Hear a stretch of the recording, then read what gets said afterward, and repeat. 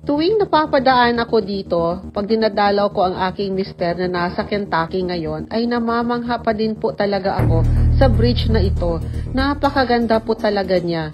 This is considered as the longest cable-supported bridge in the United States. Nagsimulang i-construct ang bridge na ito noong 1990s sa effort ni Congressman William H. Natcher at nakumpleto ito noong 2000 sa halaga na 3.9 billion pesos. Ang bridge na ito ay nagko-connect ng Owensboro, Kentucky to Rockport, Indiana at binuksan ito noong October 21, 2002. At dahil sa bridge na ito ay nakagawa sila ng 4-way expressway na nagpapaluwag naman ng trapiko at napabilis ang biyahe papunta ng parte na ito ng Kentucky. Ipinangalan ang bridge na ito kay William H. Natcher para magbigay pugay sa taong nagtaguyod ng proyektong ito.